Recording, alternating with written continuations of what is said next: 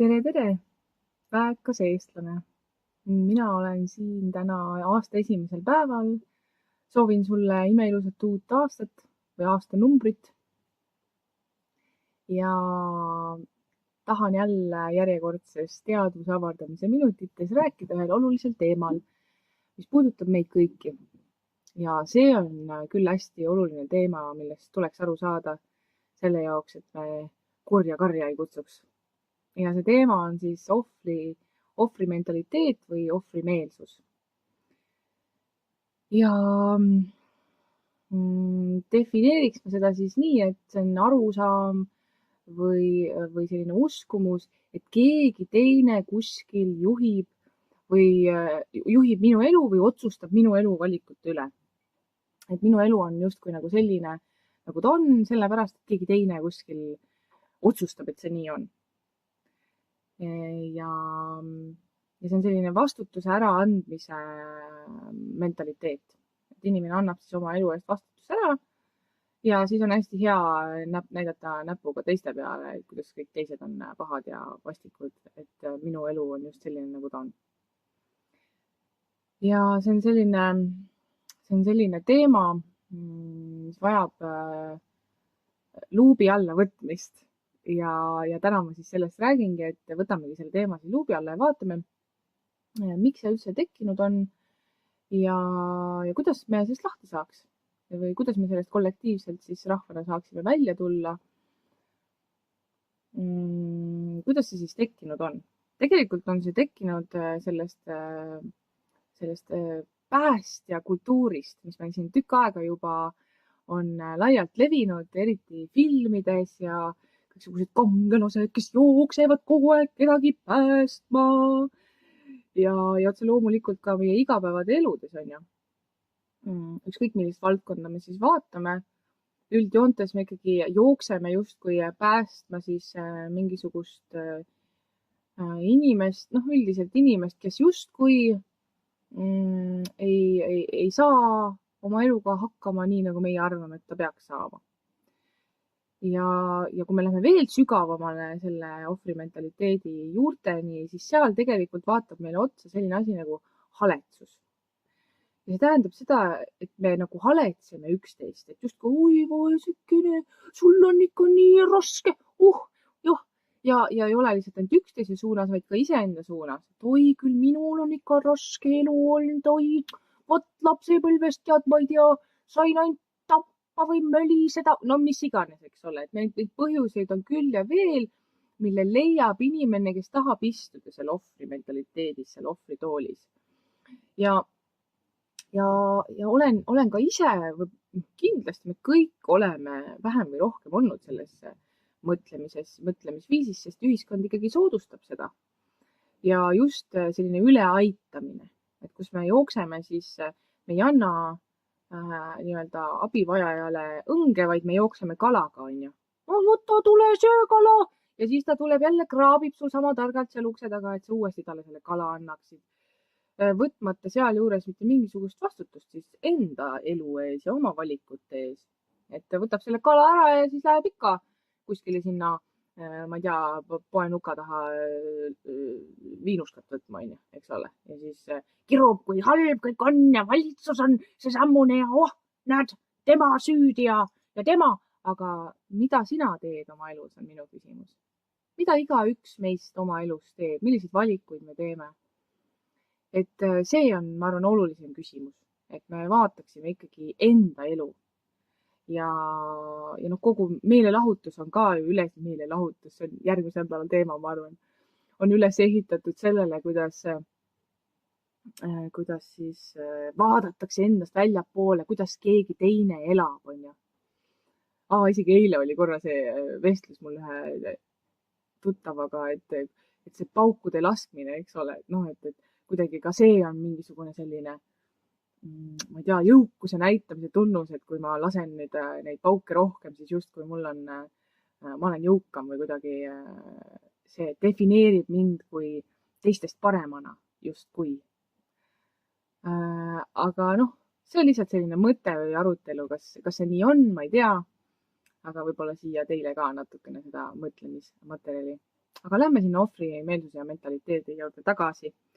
Et nagu ma siis ütlesin, et selline meeletu päästmise kultuur, mis meil siin praegu on, et me jookseme kogu aeg päästma kedagi, eriti siis, kui pole üldse küsitudki meilt, kas on abi vaja või mitte. Muidugi minu rõõmsaks meeleks oli üks päev, ma nägin perearstikeskuse seina peal ühte plakatit, kus oli kirjas, et abi küsimine on kõige suurem julgustükk, mida sa saad teha ja ma olen väga nõus sellega. Miks ma sellega nõus olen? Just sellepärast, et tegelikult see vastutuse võtmine oma elu ees algabki sellest, kui sa oled väga kehvas kohas ja sa julged küsida abi. Vaat see on esimene samm, et okei, ma nüüd võtan vastutust, ma teen oma suu lahti, kasutan oma häält ja lähen küsin abi. Nii, esimene samm tehtud. Nüüd on siis see, et tuleb teha järgmiseid samme, eks ole, tuleb hakata vaatama, siis analüüsima seda elu, milline ta on, mis on need kitsaskohad, kus ma saan mingit parendust luua ja kuidas ma saan seda siis teha. Mitte nii, et see võib ka ikkagi vajuda tagasi sinna ohvrimeelsusesse, et ma küsin abi ja siis istun ikka siin, ootan aga seda rõõbat on ja ikka ootan seda kala kogu aeg, eks ole, et loll toob mulle ka vaata.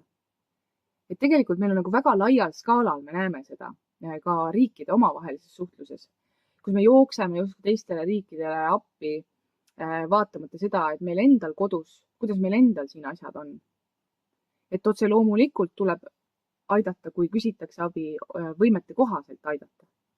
Mitte siis hakata üle andma ja minema justkui sinna, et oi, ma olen nüüd siuke päästja, eks ole, et see on jälle selline egolõks. Et oi, vaadake, mina nüüd päästan. Ja tegelikult, mida me teeme selle päästmisega, me toidamegi sellist õpitud abitust. Õpitud abitust siis sellises osas, et need inimesed, kes siis selles õpitud abituses istuvad, nende mõtlemine ongi selline, et mina ei saagi siis hakkama, et ma nii millegi hakkama ei saa, et las ta siis toob, tema on ju palju võimekam, vaata, tema saab ju palju paremini hakkama. Ja mis see õpitud abituses istuv inimene siis tegelikult oma sisimas on sellises kohas, kus tegelikult väga hea on ju istuda ja mitte midagi teha ja lihtsalt lasta endale nagu lollidel kandikul kõik ette tassida. Natukene mõelda selliste asjade peale, et tegelikult seal ohvritoolis istuvad inimesed, ma ei ütle, et keegi oleks nagu pahatahtlikud, see loomulikult ei ole. Pigem on see selline teadmatus või teadlikkuse tase on väga madal ja selle jaoks me siin ju oleme ka, et me kasvataksime seda teadlikkust. Et me ei toidaks tegelikult seda, mida me ühiskonnas näha ei taha. Ja sest siis pärast on hea ju sõimata, eks ole, et oi, vaata, loll, ei tee mitte midagi, on tõbras, mina jooksen ja vehin ja tead, 10 mehest. Aga miks sa vehid, küsin mina. Ise oled samasugune loll siis ju, kui sa 10 eest teed. Ja tegelikult võtadki ära selle vastutuse siis selle inimese eest. Tema niikuinii, ta ei saa hakkama, no vaata, kus ta on. Aga kus sa tead? Kus sa tead, et hakkama ei saa? Et kui ta pole üldse proovinudki, ega ta isegi siis ei tea. Ja see on nüüd see selline koht, mis võib mõneti tunduda nagu ebainimlik või kuidagi julm, aga see ei ole julm. Ei ole julm anda tagasi inimesele tema vastutust tema elu eest. Ka siis, selles mõttes, et see inimene, kes seal ohvri rollis on, tema jaoks muidugi see võib tundub, issand jumal, ma ei saa hakkama, aga see on jälle mingisugused sõnad, mingisugused uskumused, mis on iseendale peale pandud.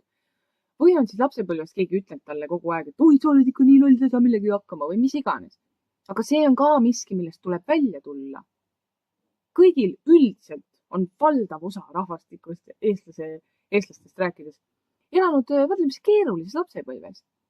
Ja nüüd on minu küsimus see, et kas sa nüüd terve elu kasutad seda vabandusena, et mitte kuidagi oma elu ise parendada? Ja istudagi seal rääkida, oi küll, minul on ikka raske lapsepõlv olnud ja sellepärast ma nüüd olengi siin, kus ma olen. See on vabandus, sest praegu täiskasvanuna on sul teised valikud. Sul on võimekus iseennast toetada. Isegi kui sa ei oska, sul on võimekus seda õppida tegema. Ja see on puhtalt valik. Ja siinkohal ma julgen öelda välja sellise asja, et ka kannatus on valik. Kui sa oled jõudnud sellisesse kohta, et sa saad, sul on käed, jalad otsas, sul on tervis üle keskmise või keskminegi, isegi nõks alla keskmisega, oled sa täiesti võimekas muutma oma elu. Kui on tahe, tekib tee ja tekib ka jõud sinna taha. Küsimus on tahtes, eks ole, et see tahtejõud.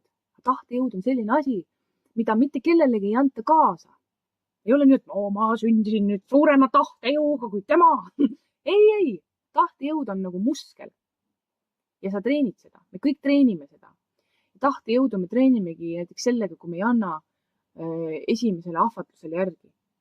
Et meil on distsipliin, enesedistsipliini ja sellega me treenime seda tahtejõudu. Tahtejõutrenn on üks olulisemaid trenne siin maailmas. Sest see kasvatab iseloomu ja see aitab meil ka tulla ohvri rollist kergemini välja. Sest otse loomulikult juhtub elus asju, millest me ei saa kohe aru, miks need juhtusid võib-olla just meiega. Aga julgustan sind mõtlema nii, et mitte miski ei juhtu sinuga, vaid kõik juhtub sinu jaoks. Et kasutame seda targasti ära, mis juhtub meie ümber ja julgustame ka teisi sama tegema. Kui keegi on läbi elanud kaotuse või mingi raske koha oma elus, siis julgustame ka neid. Julgustame neid läbi kaastunde. Et see ongi üks suur lahendus ja selline pusletükk selles lahenduses. Kuidas seda ohvrimentaliteeti siit maailmast siis ära kustutada. Läbi kaastunde. Kui me lõpetame ära inimeste haletsemise, toivoisikin toisa, ei, kõik saavad. Küsimus on see, et kas ta võtab kokku selle jõu, selle tahte ja hakkab tegema tööd selle nimel, et liikuda. Kas või väikeste sammudega selles suunas, mida ta soovib. Millist lahendust ta soovib. Küsimus on selles ja meie saame julgustada neid iseennast ja neid inimesi enda ümber läbi kaastunde. Me aitame nii palju, kui me saame ja siis me julgustame inimest iseennast aitama. Õppima iseennast toetama ja aitama. Ka läbi kriisiolukordade. Väga-väga oluline. Sest siis meie järgmine põlvkond on täidetud inimeste, kes võtavad vastutust oma elukogemuses ükskõik, mis siis nende ümber toimub. Ja nad on päriselt vabad, nad on päriselt iseseisvad. Et mis on see vabadus, iseseisvus ongi see, et me võtame siis vastutuse ja me tuleme sellest ohvri rollist välja, ükskõik, mis siis toimub meie ümber või ei toimu. Ja me lõpetame selle nõukaaegse selle süüdlaste otsimise ära. Oi, kes on süüdi? Näed tema, risti! Et pea maha, nagu Alice Imedemaal kuninganna käis ja muudkui aga otsis süüdlasi, sest jälle ei tahtnud võtta vastutust enda elu eest. Nii hea oli ju parast tõbras siin olla, ja kõigi teiste peale näpuga näed, oi, näe, tema on paha ja jah. See hea ja paha mäng on üks hea mäng selle jaoks, kes ei taha sealt ohvrirollist välja tulla. Et teeb ennast jube heaks kuidagi ja teisi jube halvaks, et tal on nagu halba tehtud. Tegelikult ei ole niimoodi. Igaüks mängib siin oma rolli. See on üks elumäng ja me kõik mängime siin mingisugust rolli. Ja inimesed, kes üldse usuvad, et nende võimekus või võimalused on piiratud, need inimesi tulebki hakata siis läbi kaastunde natuke üles äratama, et ei ole piirangud on meie enda seatud. Kõik piirid ja piirangud, mis siin elus on meie enda seatud. Jah, mõned neist on väga olulised, eriti oluline on seada piire iseendaga. Eks ole. Ja ka teistega muidugi.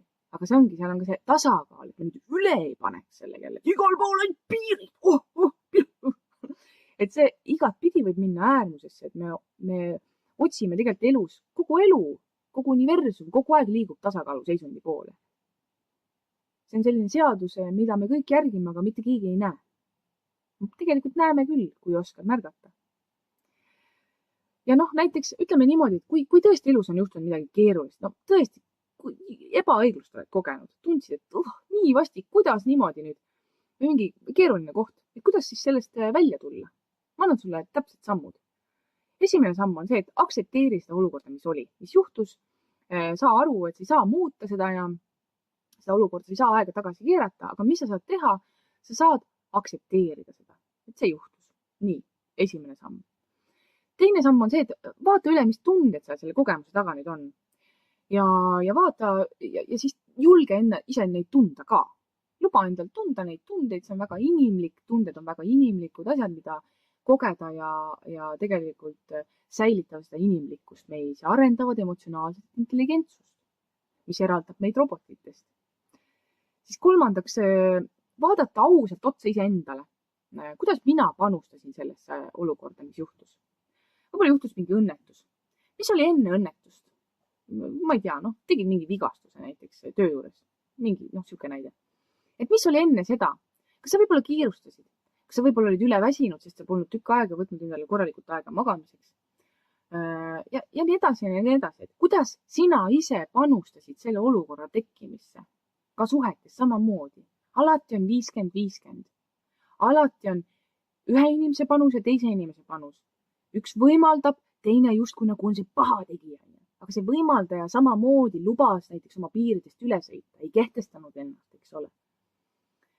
Ei väljendanud, et seal alati on asjast kaks poolt ja igal ühel on oma vastutus. Neljandaks siis vaadata, et mida ma õppisin sellest.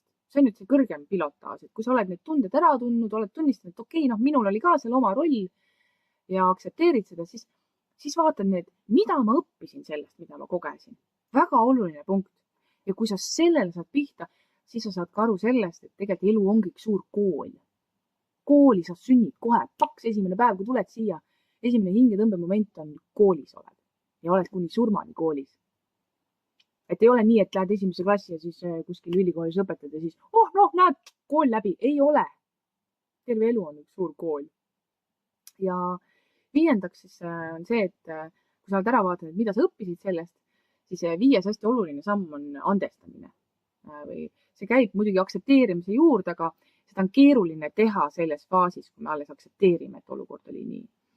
Et tihtipeale see andestamine tuleb viimasena. Me andestame endale, me andestame asja osalistele, me mõistame, et igal asjal on mingi põhjus ja muidugi see kirss seal tordi peal sellise olukorra protsessimise käigus siis on see, kui me jõuame tänulikkuseni. Me jõuame tänulikkuseni, et aitäh, et see, mis juhtus ja see juhtus minu jaoks, sest näiteks ma olin jätnud enda enesehoole unarusse. Või näiteks ma ei pööranud tähelepanu sellele, mis elus tegelikult on oluline, vaid ma kadusin ära sellesse sädelusse ja mis iganes asja, mis keegi teine kuskil on öelnud, justkui on oluline. Elu tuletas meelde läbi selle ebameeldiva kogemuse. Et kui me jõuame tänulikkusesse ja me saame olla, me oleme valmis ja võimekad siis olema tänulikud ka keeruliste asjade eest, see on see, kus tegelikult on isegi tõestatud, et meie närvisüsteem ja ajukeemia muutub ja loob uusi ühendusi. Ehk siis toimub evolutsioon. Nii, et jälle siis tuleme, võtame selle teema nüüd kokku. Et iga päev küsida enda käest, et kes teeb nagu meie elus valikuid? Kes teeb meie elus valikuid ja miks minu elu on selline, nagu ta on? Sest see on igaühe enda käes on see valik ja vastutus. Ja pidada siis meeles ka seda, et välismaailm on meie sisemaailma peegeldus. Nii et näiteks kõik inimesed, keda siin ümber on ja need, kuidas nad siin kohtlevad, tihtipeale peegeldavad siis seda, mis toimub sinu sees. Aga muidugi peegeldavad ka tihtipeale seda, mis toimub nende enda sees. Et see on nüüd koht, mida iga kord vaadata, kui sa suhtluses oled. Kas see olukord praegu on tingitud minu sisemaailma peegeldus või on see selle inimese sisemaailma peegeldus? Et see on hästi oluline, et me vaatleksime selliseid asju kogu aeg, sest siis me mõistame elu tervikuna. Ja me saame ka aru nendest kohtadest, kus tegelikult näiteks inimese reaktsioon või see, kuidas ta käitub, sellel pole tegelikult mitte mingisugust pistmist minuga. Ja minul on valik, kuidas mina reageerin. Kas ma üldse reageerin sellele? Kas ma annan väge juurde sellele ohvrimentaliteedile siis näiteks, eks ole.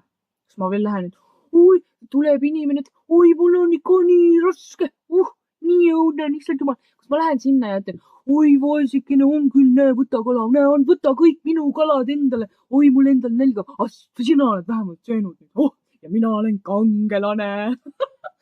Eks ole, jumal tagurpidi ju, eks ole, et anna see üks kala, okei, aga siis anna õng.